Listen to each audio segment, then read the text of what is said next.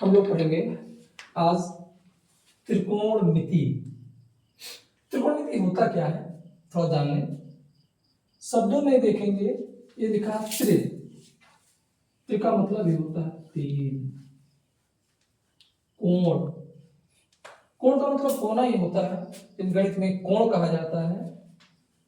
किस में आएगा कोण? त्रिभुज में आएगा, चतुर्भुज में आएगा, पंचभुज में कोण आएगा। लेकिन पहले ही दे गया त्रिकोण, तीन कोण वाले आकृति। इसके मतलब त्रिभुज के बारे में ही हम पढ़ेंगे। कोना या कोण। मिति माने मापना, मिति माने मापना, तीन कोण से बनी आकृति को मापना। इस चैप्टर में हम त्रिभुज के बारे में पढ़ेंगे। बेसिकली राइट एंगल ट्रायंगल पढ़ेंगे, समकोण त्रिभुज ही पढ़ेंगे त्रिकोणमिति में। इंग्लिश में भी इसका मतलब यही हुआ, ट्रिगोनोमेट्री। तीन कोण से बनी आकृतियों को मापना ही होता है। त्रिकोणमिति पढ़ने से पहले सबसे पहले मुझे जानना होगा समकोण त्रिभुज। समकोण त्रिभुज क्या होता है? ऐसा त्रिभुज जिसका कोई एक कोण 90 डिग्री का हो। कोई भी ऐसा त्रिभुज है जिसका कोई एक कोण 90 डिग्री का हो, समकोण त्रिभुज कहलाता है।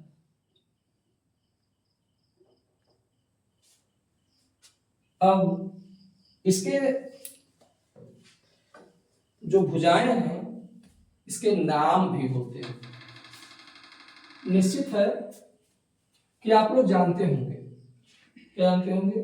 जो सबसे बड़ी भुजा होती है इसका नाम होता है कर्ण। और अब हम बच्चों से कहेंगे कि अन्य दो भुजाओं के नाम बताओ। बड़े आसानी से लोग बता देंगे कि ये आधार होगा और ये लंब होगा। लेकिन हम इसे गलत कह सकते हैं कि कैसे आपने कह दिया ये आधार हुआ, ये लंब हुआ। क्या हम इसे लंब कह दें और इसे हम आधार कह दें तो क्या गलत होगा? तब भी लोग कंफ्यूजन में हो जाएंगे। हो सकता है ये भी हो, कैसे होगा? इसका एक मापन है, मापना है। कैसे हम जानेंगे कौन सा आधार होगा, कौन सा लंब होगा? जिस प्रकार से हमने देखा, जो 90 डिग्री का कोण है, इस कोण के सामने वाला भुजा कर्ण होता है।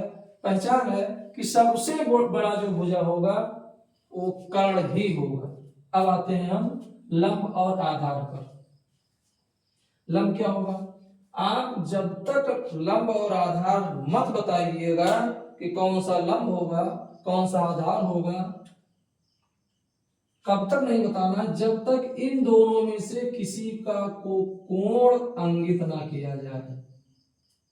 यदि इन दोनों में से किसी कोण को इंगित कर दिया जाता है, अब क्वेश्चन आपका पूरा हुआ। नहीं तो दोनों सही था, ए भी आधार हो सकता था, ए भी आधार हो सकता था, ए भी आधार हो सकता था, ए भी लंब हो सकता था, ए भी लंब हो सकता था। लेकिन अब ये कोण इंगित हो गया है, कोण बता दिया गया है। अब आपको इसका नाम बताना आसान होगा। निश्चित है, ध्यान से देखें, जहां कोण इंगित हो, कोण बताया जाता हो, उसके सामने जो भुजा लंबी लंबी खड़ी होती है, इसका नाम होता है लंब। निश्चित कर लीजिएगा, जिस कोण के सामने कोई भुजा होती है वही लंब होता है। फिर जिस पर यह लंब टिका होता है ये आधार होता है। क्लियर? ठीक इसी प्रकार से कोई क्वेश्चन करेगा कि आप बताइए जरा, यहां कोण थीटा लिख दिया गया, या आप समझ गए ये 90 डिग्री का है। अब कोई कहता है कि जरा बताओ इसमें लंब कौन सा होगा, कौन सा आधार होगा। अब जानना आसान होगा। यदि ये कोण नहीं होता तो मुझे बताना बड़ा कठिन था। कर्ण को आप बता सकते हैं, इस त्रिभुज में सबसे लंबी भुजा को कर्ण कहते हैं। अब यदि हम पुरानी परंपरा को लेते, पुरानी बातों को लेते कि भाई जो सामने खड़ा है ये लंब होगा, ये आधार होगा, तो गलत होगा। अभी हमने बताया कि एक कोण दिया हुआ है तो कोण के सामने वाला भुजा आपका लंब होगा। कोण के सामने का भुजा क्या होगा, लंब होगा। तो निश्चित आप कंफर्म कर लिए, ये कोण के सामने ये भुजा आया, लंब हुआ, तो आधार क्या होगा, निश्चित है कर्ण हो गया, लंब हो गया। अभी आपका बचा आधार। कभी कभी इस तरह से आएगा, आपको जानना बहुत जरूरी है। कभी कभी वैसे भी चित्र बन जाते हैं, जब ऐसे चित्र बन जाएंगे तो आपको जानना होगा यदि ये 90 डिग्री का है तो इसके सामने वाला ये होगा कर्ण। जब तक आप लंब और आधार निर्धारित नहीं करेंगे कि कौन सा लंब होगा कौन सा आधार होगा, जब तक कहीं कोण ना दिया हो, कंफर्म हो गया कि यदि कोण दे दिया गया है तो कोण के सामने वाला होगा लंब, और जो बचेगा ये हो गया लंब, और जो बचेगा ये हो गया आधार। अब हम भुजाओं को पहचानते हैं, किसी भी प्रकार से कोई क्वेश्चन आएगा तो भुजाओं को हम पहचान जाएंगे। अब हम सवाल कैसे लगाएंगे, सवाल लगाने के लिए सबसे पहले समकोण त्रिभुज संबंधी सवाल तमाम आते हैं त्रिकोणमिति में। पहला चीज आपको जानना बहुत जरूरी है, पाइथागोरस प्रमेय क्या होता है। यदि हम पाइथागोरस प्रमेय नहीं जानेंगे तो कोई भी सवाल नहीं लगा पाएंगे। तो सबसे पहले हम लोग जान लेते हैं पाइथागोरस प्रमेय।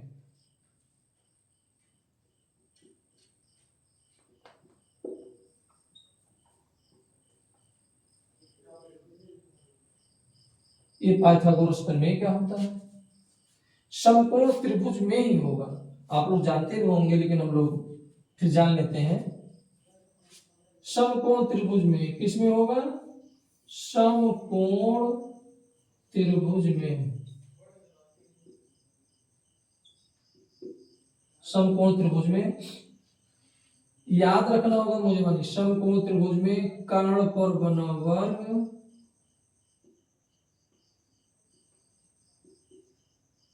वर्ग शेष दो भुजाओं पर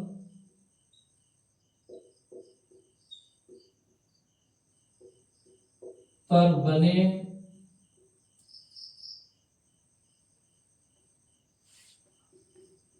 वर्गों के योग के बराबर होता है।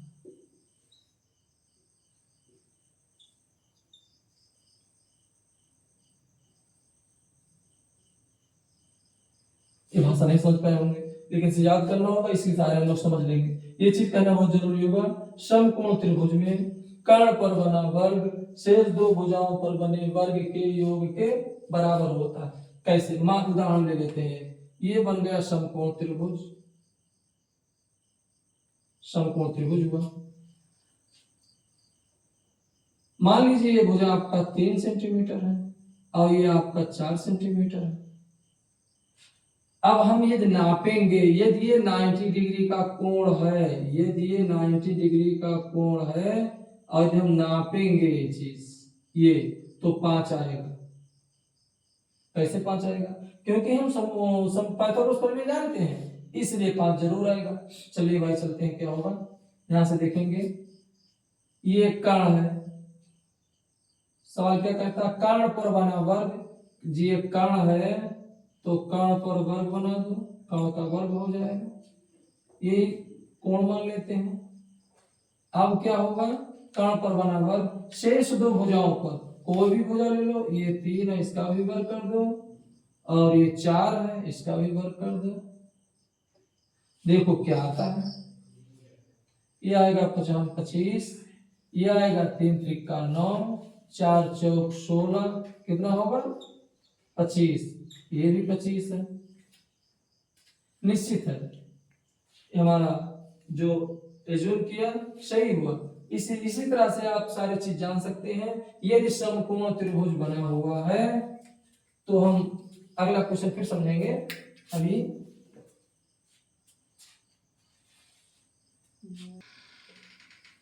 हमने प्रयोगों के आधार पर देखा, क्या देखा, ध्यान से देखेंगे। हमने जो अभी बोला पाइथागोरस प्रमेय, समकोण त्रिभुज का बहुत जरूरी है। समकोण त्रिभुज में कर्ण पर बना वर्ग शेष दो भुजाओं पर बने वर्ग के योग के बराबर होता है। उसे हम सूत्र में प्रो दें, अभी हम सिद्ध कर चुके हैं, वही चीज हम शोध के रूप में लिख दें। समकोण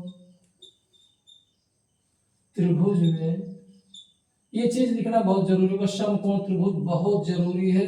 जब तक आप समकोण त्रिभुज नहीं कहेंगे थोड़ा गलत माना जाएगा। क्या होगा? कर्ण पर बना वर्ग शेष दो भुजाओं पर। शेष दो भुजा क्या होगा? आधार होगा, इस पर वर्ग, और इसके बाद क्या होगा? लंब होगा, इस पर वर्ग। ध्यान से देखेंगे क्या लिखा होगा उसमें, आपने देखा होगा समकोण त्रिभुज में कर्ण पर बना वर्ग, कर्ण पर हमने वर्ग कर दिया, शेष दो भुजाओं पर बने वर्ग, शेष दो भुजाओं पर हमने वर्ग कर दिया, लिखा योग, योग हमने कर दिया, के बराबर होता है अर्थात इसके बराबर होता है। आपने देखा भी, इसको हमने वर्ग भी किया, जोड़ा, इसके बराबर आया। एक और उदाहरण ले सकते हैं, जैसे ये मान लीजिए 5 है और ये 12 है और ये समकोण त्रिभुज है। ये कितना होगा? अभी आप निकाल लेंगे बड़े आराम से, 13 आ जाएगा। ये ऐसा आता है, निश्चित है।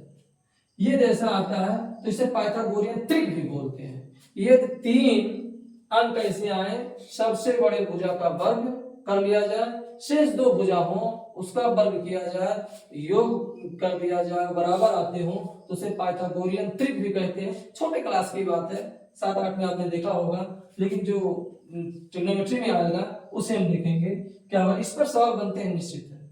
कहीं कहीं दिया रहता है आधार और लंब, तो कर्ण क्या होगा हम जानते हैं। यहां मुझे केवल कर्ण निकालना है, तो एक बात याद रखिएगा, ये मुझे कर्ण जानना है। यहाँ वर्ग लगा है, ये आप जानते होंगे ना, जानते हो जान लीजिए। यदि वर्ग हटता है तो दूसरे बराबर के दूसरे का पूरे पर अंडर रूट लगता है, ये आधार हो जाएगा, इसका स्क्वायर और लंब का स्क्वायर। ये सूत्र आपका बन गया निश्चित। इसी आधार पर इस सवाल को लगा सकते हैं। जैसे कर्ण निकालना मान लो 13 में नहीं जानता हूं, तो क्या होगा? कर्ण कितना आएगा? ध्यान से देखिएगा, मान ये 5, ये अंडर रूट लगा देंगे हम, निश्चित है 5 का वर्ग करेंगे और 12 का वर्ग करेंगे। 5 का वर्ग होगा 25, 12 का वर्ग होगा 144। इसको जोड़ देंगे, कितना आएगा? 5 4 9, 4 2 6, 169। ये किसका वर्गमूल होगा? ये किसका वर्ग है? इसका वर्गमूल क्या होगा? 13। निश्चित देखेंगे 13 आएगा।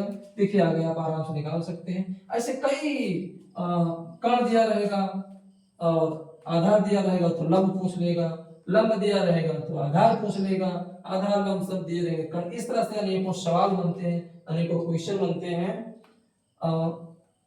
फिर आगे ठीक इसी प्रकार से आपने देखा पहले वाला सवाल हमने बताया, जैसे 4 और 3 का, उसमें भी कर्ण निकाल सकते हैं ठीक इसी प्रकार से। कर्ण बराबर क्या? अंडर रूट लगाएंगे, फिर लंब का स्क्वायर, आधार का स्क्वायर, उसमें ही होगा लंब होगा 5, इसका स्क्वायर, आधार 3,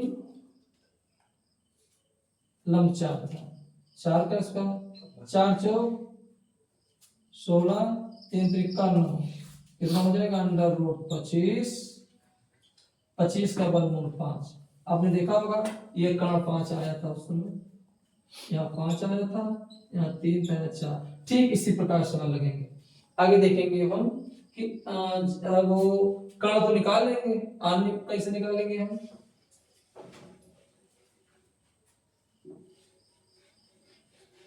अन्य भुजाओं को कैसे निकालेंगे, इसे भी हमें सीखना है।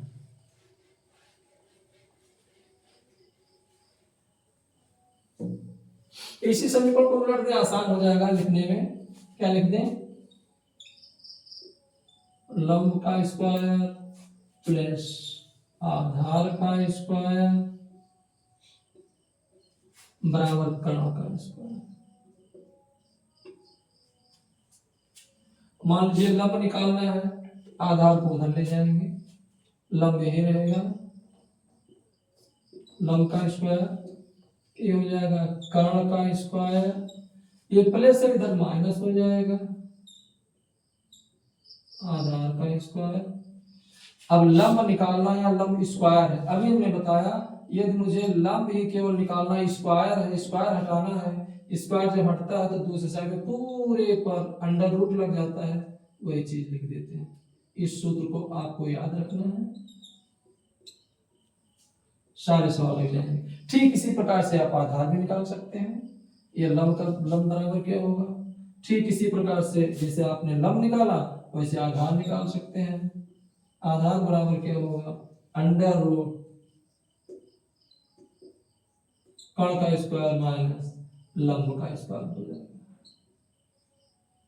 ध्यान से देखिएगा, जब आप कर्ण निकालते हैं तो दोनों के बीच में प्लस लगा रहता है, सबसे बड़ी भुजा है, जो दाहिने कर्ण अकेला है, बाकी सब इसमें प्लस लगा है। इसके बाद ध्यान दीजिएगा, यदि मुझे लंब निकालना होगा या आधार निकालना होगा तो दूसरे साइड में रहेगा माइनस लगेगा, निश्चित है, ये पक्का कर लीजिएगा। कर्ण के अलावा किसी चीज को हम निकालेंगे तो माइनस जरूर लगेगा, ये पक्का होगा, माइनस लगेगा। अब ये पक्का और करना है, ये क्या लिखा सबसे पहले, कर्ण, कोई भी होगा, चाहे लंब निकालेंगे चाहे आधार निकालेंगे, कर्ण में से ही घटाएंगे, ये पक्का हो जाना चाहिए। ये आप याद रखिएगा, सारे सवाल आपके लग जाएंगे, तमाम सवाल इस तरह से आएंगे, आप बड़े आराम से लगा सकते हैं। इस तरह से आपका ये सवाल, ये फंडा क्लियर हुआ। अब हम ट्रिग्नोमेट्री में घुसने जा रहे हैं। अब हम जानेंगे त्रिकोणमितीय अनुपात।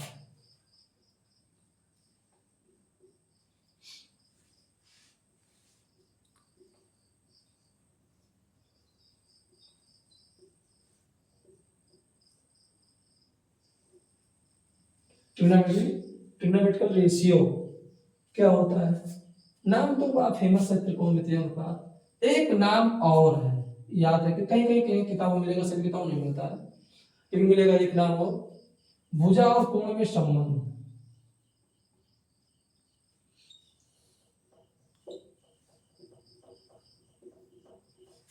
कोण में संबंध, दोनों नाम बड़ा अच्छा है, इसमें अनुपात जरूर होगा और इसमें संबंध जरूर होगा। दोनों देखिएगा कैसे अनुपात रहता है, कैसे संबंध रहता है। देखें, ये मान लीजिए आपका समकोण त्रिभुज है,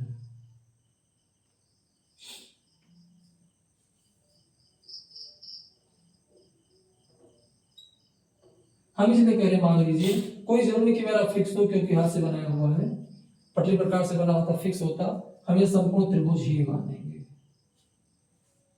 ये कोण है, अब तो स्पष्ट हो जाएगा, भुजाओं का नाम जानना। सबसे लंबी भुजा जो होती है कर्ण होगा। लंब क्या होगा, पिछले वीडियो में पिछले पहले बता भी दिए हैं कि कोण के सामने वाला लंब होता है, तो ये हो जाएगा लंब, कोण के सामने वाला भुजा लंब होगा, और जो बचेगा शेष आधार होगा। ऐसा मान लीजिए लंब जिस पर खड़ा होगा, जिस आधार पर, उसका नाम आधार होगा, आधार होगा। अब मुझे अनुपात भी करना है, संबंध कैसे होगा, चलिए भाई भुजाओं में थोड़ा अनुपात करते हैं। सबसे बड़ी भुजा आपका कर्ण है, कर्ण को नीचे, भिन्न में क्या होता, थोड़ा शुद्ध भिन्न बनाने के लिए, अच्छा भिन्न बनाने के लिए बड़ी संख्या नीचे कर दी जाती है। चलिए शुरू करते हैं, लंब बटे कर्ण लिखते हैं, ये अनुपात हो गया, लंब बटे कर्ण, लंब बटे कर्ण निश्चित है, कुछ ना कुछ मान आएगा। देखिए हम लोग दूसरी दुनिया में घुसने जा रहे हैं, ये चैप्टर ही दूसरी दुनिया है, यही सवाल प्रारंभ होगा। देखिए क्या क्या आता है, ये लंब बटे कर्ण है, देखिए क्या आता है, एक कोण बनेगा, निश्चित है एक कोण बनेगा, इस कोण को नाम दे देंगे हम, हिंदी में ज्या कहते हैं और इंग्लिश में साइन बोलते हैं। ध्यान से देखा होगा आपने, SINE हमने लिख दिया है, ये फुल है, पूरा इसका नाम है, पूरा शब्द है, लेकिन शॉर्टकट में SIN, शाइन से बोलते हैं। इंग्लिश में शिन भी बोलेंगे, लेकिन इसे शाइन कहते हैं। एक बात ध्यान और दीजिएगा, हमने ध्यान से देखिए, यस को इस तरह से लिखा है, इस तरह से भी लिख सकते हैं ना। लेकिन याद रखिए, ट्रिग्नोमेट्री में आप जितने ट्रिग्नोमेट्रिकल रेशियो लिखेंगे, सारे का पहला अक्षर स्मॉल लेटर ही होगा, स्मॉल लेटर होगा। ये कैपिटल लेटर है तो नियमतः काट देना चाहिए, गलत माना जाता है। कहीं भी देखेंगे अच्छे पुस्तकों में स्मॉल लेटर भी आपको मिलेगा, स्मॉल लेटर ही मिलेगा। चलिए अब हम लोग सारे स्मॉल लेटर ही लिखेंगे। एक अनुपात हो गया लंब बटे कर्ण, दूसरा भी हो जाए आधार बटे कर्ण।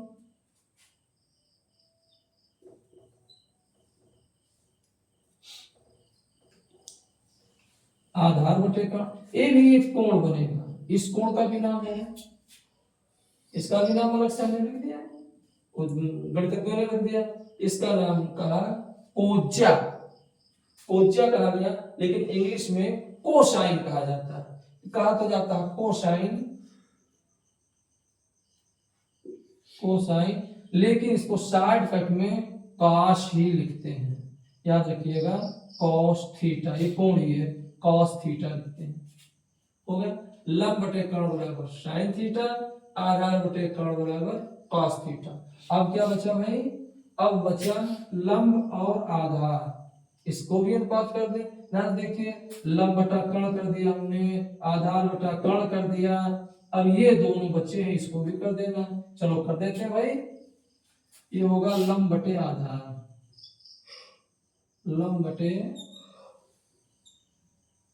आधार, लंब बटे आधार। इसका भी एक नाम होगा निश्चित है, हिंदी में कहते हैं अस्पज्या, अस्पज्या इसका हिंदी होगा। इंग्लिश में टेंजेंट कहते हैं, टैन लिखते हैं, टैन, टैन थीटा।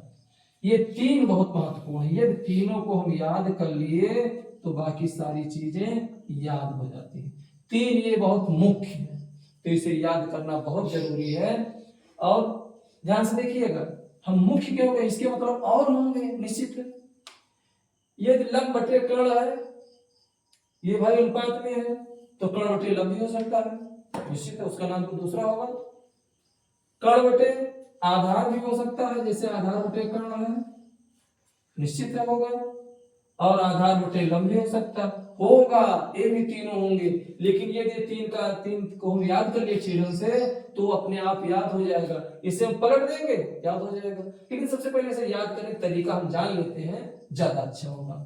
ध्यान से देखेंगे, साइन बराबर क्या होगा, साइन थीटा बराबर क्या है, लंब बटे कर्ण।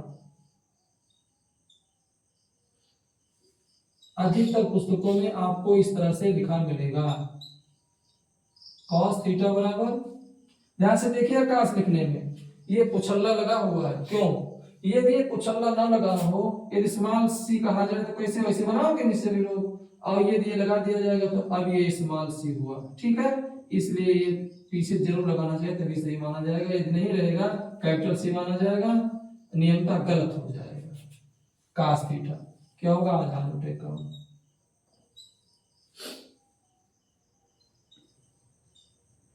टाइन थीटा लंब बटे आधार। अधिकतर आपको इस तरह से लिखा मिलेगा, अधिकतर ये हमने समझाने की इस तरह से लिखा, लेकिन लिखा मिलेगा आपको इस तरह से।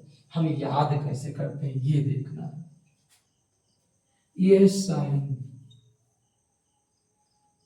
ये कैपिटल से लिख लें कि जानिएगा साइन है। साइन बराबर क्या होगा, लंब बटे कर्ण। देखो समझने के लिए क्यों लिखते हैं, कोई सही नहीं है, केवल समझने के लिए लिखते हैं कि कैसे सही होगा। साइन लंब बटा कर्ण। काश बराबर क्या होगा, आधार बटा कर्ण। और टैन बराबर क्या होगा, लंब बटा आधार। ये क्यों समझने वाली बात है भाई, याद रखिएगा। साइन बराबर लंब बटे कर्ण, काश बराबर आधार बटे कर्ण, टैन बराबर लंब बटे आधार। या करें ट्रिक अपना लेते हैं, क्या ट्रिक अपनाते हैं, ऐसे शॉर्टकट में कहीं लिख सकते हो, यल ए यल बटा के ए लाल बटा कक्का, ऐसा लोग कह देते हैं, साइन कास tan लाल बटा कक्का, ये लाल के लाल बटा कक्का। एक तरीका होगा इस तरह से याद करना, एक तरीका से और याद कर सकते हैं यल से। भाई कोई श्रीवास्तव नाराज मत होइएगा, केवल समझाने के लिए है। यल से लाला जी आए लाए कच्चा कच्चा आम, फिर से देखें, लाला जी आए लाए कच्चा कच्चा आम। इस तरह से हम रट करके सहारा लेकर के याद कर सकते हैं। ध्यान से और देखिएगा, इंग्लिश मीडियम वाले कुछ लोग होते हैं भाई, वो भी उनके उनके भी तरीका से बता दें। हमारे पास टिप्स जो इंग्लिश वाले पढ़ रहे हों वो भी थोड़ा जान लें, कैसे याद करेंगे हम। देखें भाई, साइन बराबर होता है लंब बटे कर्ण। लंब को क्या कहते हैं? परपेंडिकुलर। कर्ण हाइपोटेन्यूज एच। ठीक इसी प्रकार से आधार को बेस, और कर्ण क्या होगा एच, और tan में क्या होगा लंब परपेंडिकुलर पी, और आधार बी। आराम से इंग्लिश मीडियम वालों के लिए ज्यादा अच्छा होगा, याद कर लीजिएगा। फिर ये P B P H H H, Pandit Badri Prasad हर हर बोले सोना चांदी तोले। इस तरह से भी याद किया जा सकता है। और एक और सा केवल एंजॉय के लिए कह रहे हैं, सही मत मानिएगा भाई, सही हो सकता हमसे नहीं मतलब है, लेकिन केवल एंजॉय के लिए। पी से पाकिस्तान, बी से भूखा, पी से प्यासा। पाकिस्तान भूखा प्यासा, हिंदुस्तान हरा भरा। याद करने का एक ट्रिक है, ऐसे याद रखेंगे, फिर आगे हम बताएंगे कैसे क्या होगा। हम लोग अभी त्रिकोणमितीय अनुपात को 3 पढ़े हैं। पहला हमने क्या पढ़ा? साइन थीटा बराबर लंब बटे कर्ण। कास थीटा बराबर हमने पढ़ा आधार बटे कर्ण। tan थीटा बराबर हमने पढ़ा लंब बटे आधार। ये स्वाभाविक सी बात है भाई, जो कुछ भी होंगे दुश्मन सबके होते हैं, मतलब उल्टा सोचने वाले सबके होते हैं, सबका उल्टा करने वाले होते हैं। मैथ में भी होता है, देखिए कैसे। लंब बटा कर्ण हुआ तो इसको पलट देंगे, कर्ण बटा लंब हो जाएगा। इसे पलटेंगे तो उनका नाम क्या होगा? जब तक पलट दिया जाएगा तो नाम क्या होगा? इसको पलटेंगे, ध्यान से। इसके दुश्मन कौन होंगे? ध्यान से देखिएगा, पलट दे रहे हैं, क्या होगा? कर्ण बटा लंब होगा।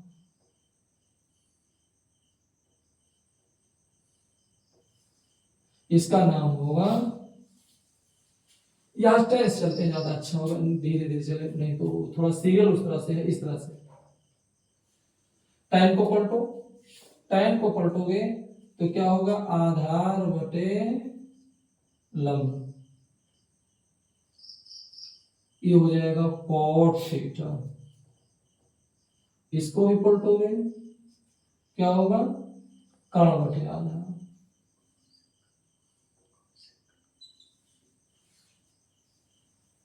ये हो जाएगा sec थीटा। थीटा जुड़ेगा, इसको भी पलटोगे, ये क्या होगा? कर्ण बटे लंब।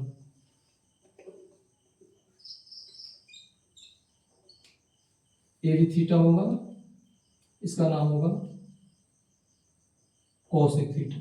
ये अभी तक 3 थे, मेन 3 थे, फिर कहां से जन्म लिए?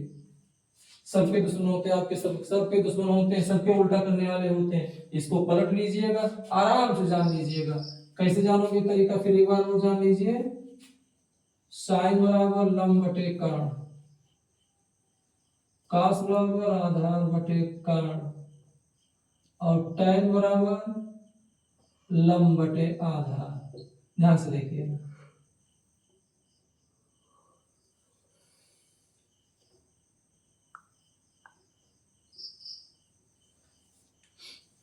या तीर लगा देते हैं। साइन वाला नीचे से पढ़ेंगे भाई, क्या पढ़ेंगे? लंब बटे कर्ण। कास वाला आधार बटे कर्ण पढ़ेंगे। tan वाला लंब बटे आधार। अब क्या पढ़ना है, tan का उल्टा cos, tan का उल्टा क्या होगा, cos होगा। अब आपको इस तरह से पढ़ना होगा, आधार बटे लंब। फिर sec, sec इस तरह से तीर लगा लीजिए, कर्ण बटे आधार हो जाएगा। और ये हो जाएगा कोसेक, इसको इस तरह से तीर लगा लीजिए, ये हो जाएगा कर्ण बटे लंब। याद करने तरीका, यदि ये साड़ी हम बना लिए तो बड़े आराम से हम रटना नहीं पड़ेगा, छइयों याद हो जाएंगे। ये ओके हो गया। अब जानेंगे कैसे क्या क्या होता है, दोनों को बराबर वालों को लड़ा देते हैं, देखो क्या होता है, एक एक थोड़ा ट्राई करते हैं, टेस्ट करते हैं होगा क्या। एक और सूत्र निकाल लेते हैं, देखो क्या होता है। हम ऐसा करते हैं, साइन बटा कास करते हैं, देखो क्या आता है। अब सवाल लगाना प्रारंभ कर दें, sine theta upon cos theta. Sine के स्थान पर क्या है, लंब बटे कर्ण, लंब बटे कर्ण। कास के स्थान पर क्या है, आधार बटे कर्ण। ये भिन्न है, काटोगे तो कर्ण कर्ण कट जाएगा, क्या बचेगा, ऊपर लंब बचेगा, नीचे आधार बचेगा। क्या होगा, लंब बटे आधार। ध्यान से देखिए, लंब बटे आधार कुछ होगा, कहीं होगा। ये देखिए लंब बटे आधार लिखा है, लंब बटे आधार किसके बराबर है, tan के बराबर। तो इसके स्थान पर हम क्या लिख सकते हैं, tan थीटा। अतः ये सूत्र एक बन गया, sin थीटा बटा cos थीटा। इसको हम इस तरह से आराम से लिख सकते हैं, इस तरह से भी लिख सकते हैं और इस तरह से भी लिख सकते हैं कि tan थीटा बराबर sin थीटा बटा cos थीटा। इस एक तरह से ए भी आपका सूत्र बन गया। ठीक इसी प्रकार से, जिस प्रकार से हमने कहा tan थीटा बराबर sin theta upon cos theta, ठीक इसी प्रकार से काट थीटा भी बराबर कह सकते हैं, क्योंकि tan का उल्टा काट होता है, इसलिए इसका उल्टा होगा cos theta upon sin theta. अब आगे देखना है, दुश्मन दुश्मन को लड़ाना है। चलिए भाई, कैसे लड़ाएंगे दुश्मन दुश्मन को। आपने देखा होगा, सबसे ऊपर साइन और सबसे नीचे कोसाइन, कोसेक, सबसे ऊपर साइन सबसे नीचे कोसाइन, दोनों को गुणा करते हैं, देखो क्या आता है, sine theta into cosec, cosec theta. Sine theta बराबर क्या होता है, लंब बटे कर्ण, और कोसेक थीटा बराबर क्या होता है, कर्ण बटे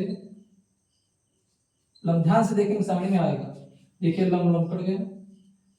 यहां से सवाल लगाना प्रारंभ होगा, निश्चित है क्या आएगा, 1। इसे आपको याद रखना है, साइन थीटा गुणे कोसेक थीटा बराबर हुआ 1, इसे याद रखना। इसमें से एक सूत्र हो गया, क्या होगा, साइन थीटा बराबर कोसेक को उधर ले जाओगे तो 1 अपॉन कोसेक हो जाएगा, कोसेक थीटा। इधर आपसे कहें कि साइन बराबर क्या होगा, तो आप कह सकते हो साइन का उल्टा कोसेक।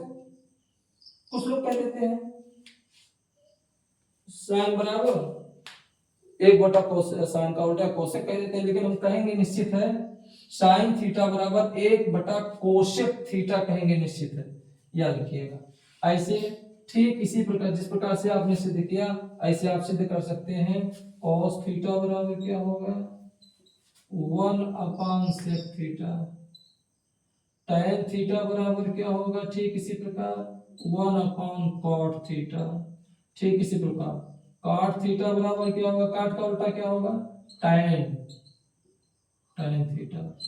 फिर sec थीटा, sec थीटा बराबर क्या होगा, sec का उल्टा क्या होगा, cos का उल्टा sec है तो sec का उल्टा cos होगा, cos थीटा लिख देंगे। cos थीटा, फिर अब बचता है कोसेक थीटा। कोसेक थीटा बराबर क्या होगा 1/sin थीटा। ये सूत्र आपको याद करने होंगे। अब ये सूत्र हुआ है, अगले वीडियो में हम लोग न्यूमेरिकल लगाएंगे, बड़ा आनंद आएगा। कैसा न्यूमेरिकल होगा हम देखेंगे। ट्रिग्नोमेट्री बहुत आनंद आता है। धन्यवाद।